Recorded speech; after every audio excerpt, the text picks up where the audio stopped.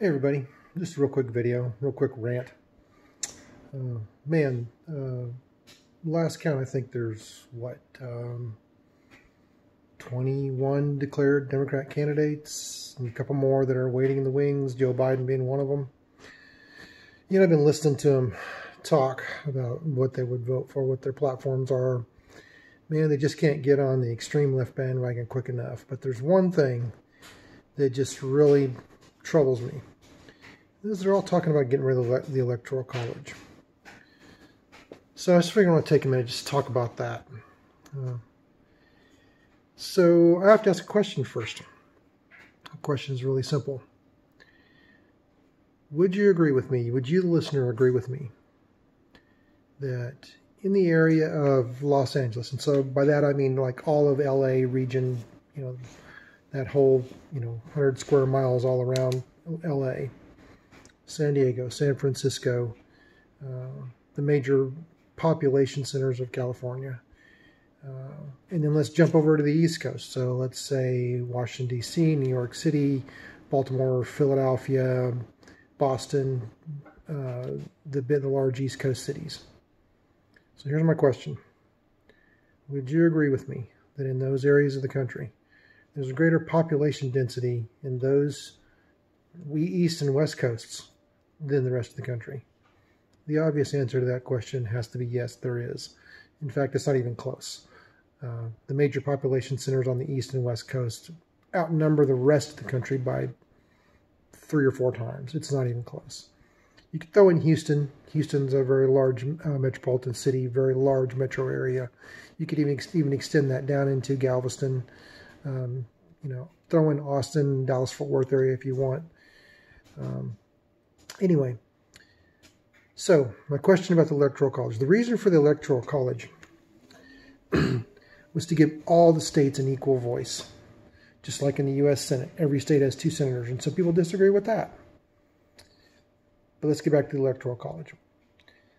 So if, for some chance, you do not live in one of those West Coast California cities, you don't live in the LA area, you don't live in San Francisco, San Diego, you don't live in the LA basin or anywhere close, and you don't live in Boston or Philadelphia or New York or one of the East Coast cities, if you do not live in one of those cities,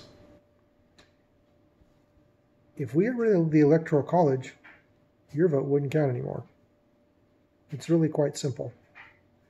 If you lived in Oklahoma or Indiana or Texas or Louisiana or even Florida,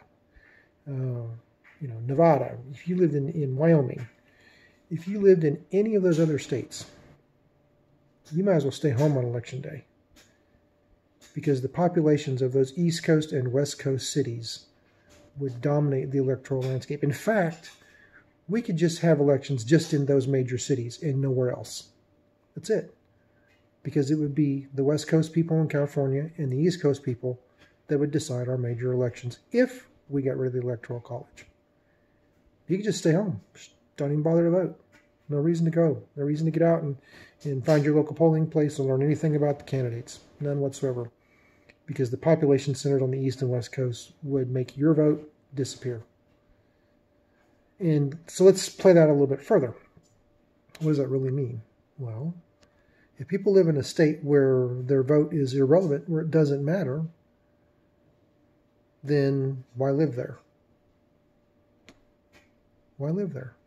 Why would you live in an area where you have no political representation at all?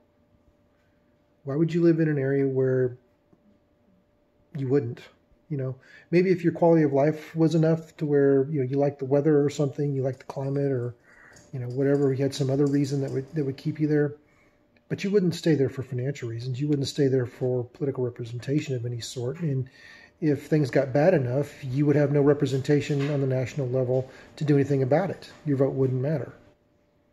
So slowly, over time, over a couple of decades, people would move out of Wyoming, in Indiana, in Oklahoma, in Nevada, in all these other states. People would move out of there because they would move to the East and West Coasts, where they had representation, where their vote did matter. And so the middle of the country would dry up. Farms and ranches gone, shut down. Now, this wouldn't last. If this condition were to take place, it wouldn't last because the consequences would be so severe that it would people would change it pretty quickly by one means or another. But if you're out there and you believe that the Electoral College is bad, you've been lied to. And see, here's the other thing that bothers me about Democrats or liberals. They talk about eliminating the Electoral College. That's in the Constitution. The Electoral College is part of the U.S. Constitution. It would require a constitutional amendment to eliminate the Electoral College. So when you hear liberals or any politician behind a microphone, behind a desk, saying that they're going to get rid of the Electoral College, they're lying to you. Because here's what it would take. It would take either 38 states, 38 of the United States, individual states, getting together and agreeing to a constitutional amendment to do away with the Electoral College. Or the process could originate in Congress. 2/3 of the House and the Senate could vote on an amendment to eliminate the Electoral College. But it doesn't end there, because even if the House and the Senate vote on a constitutional amendment, any constitutional amendment, they can do that. That's fine. But it still goes out to the states. When they're done voting, and if they pass an amendment, it still has to go out to the states. And guess what? At least 2/3, or in our case, 38, of the states have to ratify that amendment.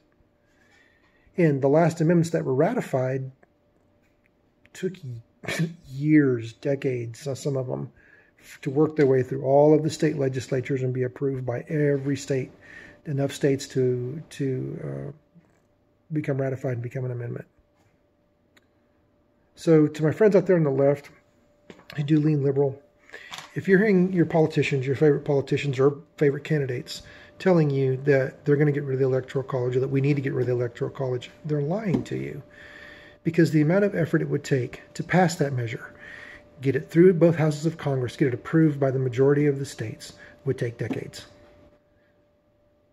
And it's that way by design, because if something is good for the country, if something is really, really good, you're going to have a large consensus in both houses of Congress and amongst the states, and it will pass. If something is bad for the country, if it's controversial for the country, it will have trouble getting through those steps. And that's the way it should be.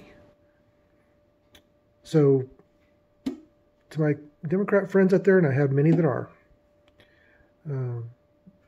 the idea of getting rid of the Electoral College is not a good one. And the politicians that are telling you that that's what they're going to do or that's what we need to do, they're leading you down a primrose path. They're not being honest with you. It sounds good, it's the flavor of the political moment, but it isn't going to happen. And they're just throwing fresh meat out there to get you to bait on it and vote for them. They don't really, they know that what they're doing is manipulation. They know this. They know that it's manipulation. And they're hoping that you don't. So anyway, I'm about 8.5 minutes right now, and that's about all I have for now. So thanks for listening. Y'all have a good day.